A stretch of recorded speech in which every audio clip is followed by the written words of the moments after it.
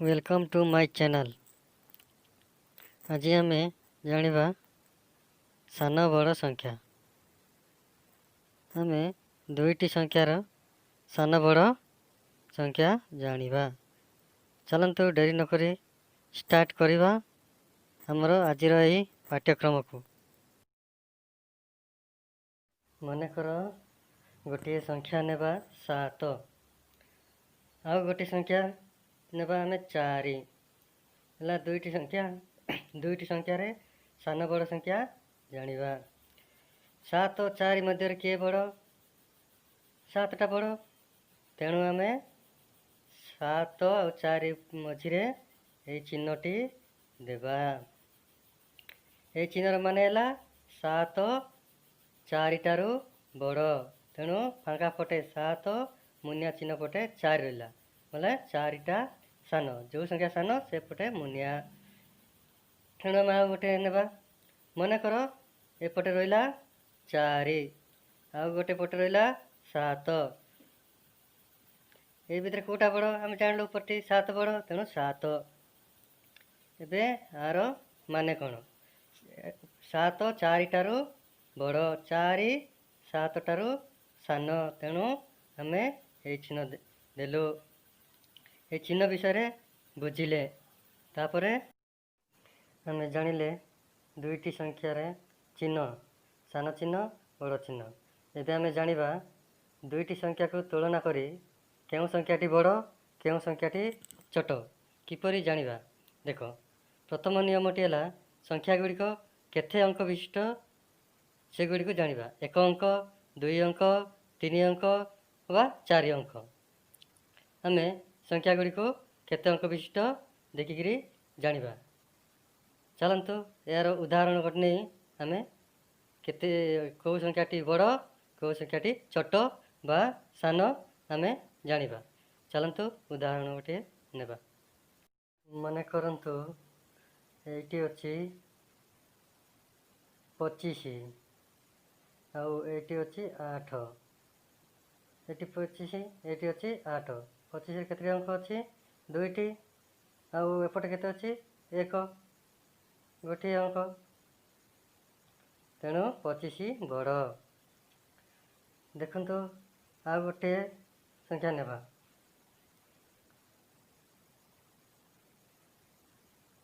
315 आउ गोटे अंक संख्या अछि 56। देखंतु ए दुईटी संख्या मध्य किए बड़, एटी अछि 315 3 अंक 56, एटा 2 अंक, देखंतु एटी अछि 3टी अंक, तेणु 315 बड़। आ गोटे संख्या नेबा 78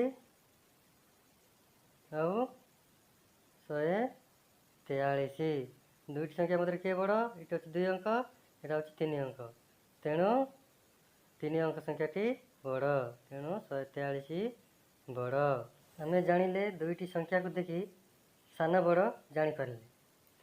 तापर देखंतु दुईटी संख्या यदि समान अंक विशिष्ट होइथिबो ताहेले ताको कौन करा जिवो, अर्थात आमे यार स्थान को तुलना करिबा। संख्या गुड़िकर स्थान को आमे तुलना करिबा। जदि संख्या गुड़िकर स्थान केमती तुलना करिबा, बाम पटरु तुलना करिबा। बाम पटर संख्या यदि समान अछि ता पर संख्या को आमे तुलना करिबा। एमिति तुलना करि चलिबा जेंति आमे सान बड़ संख्या न पाइबा पर्यंत। मने करंतु गोटे संख्या नेबा 129, तापर आ गोटे संख्या नेबा कौन नेबा।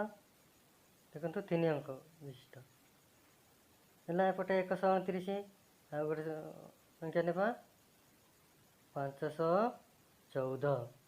दुईटी संख्या 3 अंक समान अंक विशिष्ट, तेणु आमे 1 10 100 3टा अंक एपटे लेखा 100 तापरे 10 तापरे 1 हला 3 अंक, एटी भी 3 अंक 100 10 1 हला। एटी शतक 1 अछि, एटी अछि 5, तेणु କ'ଣ ହେଲା? ଏଇ ସଂଖ୍ୟାଟି ସାନ ଆଉ ଏଇ ସଂଖ୍ୟାଟି ବଡ଼ ହେଲା। ଏକ ଘର 1 ଅଛି, 7 ଘରେ 1 ଅଛି, 1 ଘରେ 5 ଅଛି, ତେଣୁ ଏଇ ସଂଖ୍ୟାଟି ବଡ଼। ତାପରେ ଦେଖନ୍ତୁ ଆଉ ଗୋଟିଏ ସଂଖ୍ୟା ନେବା 365। ଆଉ ଗୋଟେ ସଂଖ୍ୟାଟି ହେଲା 325। ଦେଖନ୍ତୁ ଏଠି ବି 3 ଅଙ୍କ, ଏଠି 3 ଅଙ୍କ। ପ୍ରଥମ ଶତକ ଘରେ ହେଲା 3, ଏଠି ବି ଶତକ ଘରେ 3, ଦୁଇଟି ଅଙ୍କ ସମାନ, ତେଣୁ ତାପରେ ତା ଆର ଘର ଦଶକ ଘର ଦେଖିବା। ଦଶକ ଘରେ କେତେ ଅଛି? ଏଠି ଅଛି 6 ଆଉ ଏପଟେ ରହିଲା 2, ତେଣୁ 6ଟି ବଡ଼। 2, 6 ମଧ୍ୟରେ ଦଶକ ଘରେ 6 ଅଛି, ଏଠି 2 ଅଛି, ତେଣୁ 6 ବଡ଼। ତେଣୁ ଆମେ କ'ଣ 365ଟି ବଡ଼ ଆଉ 325 ସାନ ବା ଛୋଟ। ଚାଲନ୍ତୁ ଆଉ ଗୋଟିଏ ଉଦାହରଣ ନେବା। 530 ଓ ଆଉ ଗୋଟେ ସଂଖ୍ୟା ହେଲା 535। ଦେଖିବା ଏଇ ଦୁଇଟି ସଂଖ୍ୟାରେ କେଉଁ ସଂଖ୍ୟାଟି ବଡ଼ ଆଉ କେଉଁ ସଂଖ୍ୟାଟି ସାନ। ଦେଖନ୍ତୁ ସଂଖ୍ୟା ଗୁଡ଼ିକ 3 ଅଙ୍କ ବିଶିଷ୍ଟ ଦୁଇଟି ସଂଖ୍ୟା। ଏଠି ହେଲା 530, ଏପଟେ ହେଲା 535। ଦେଖନ୍ତୁ ଏକକକୁ ଏକକ, ଶତକ ଶତକ ସମାନ, ଦଶକ ଦଶକ ସମାନ, ଏକକ ଏଠି ରହିଲା 5, ଏଠି ହେଲା 0, ତେଣୁ 535ଟି ବଡ଼।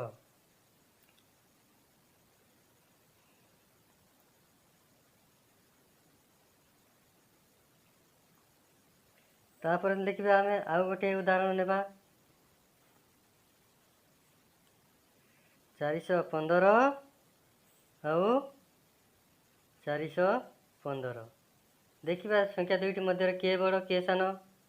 ଦେଖନ୍ତୁ ଶତକ ଘରେ 4, ଏଠି ବି 4, ଦଶକ ଘରେ 1, ଏଠି 1, ଏକକ ଘରେ 5, ଏଠି 5, ତେଣୁ ଦୁଇଟା ଅଙ୍କ ବା ସଂଖ୍ୟା ସମାନ, ତେଣୁ ଦୁଇଟା ସଂଖ୍ୟା ସମାନ।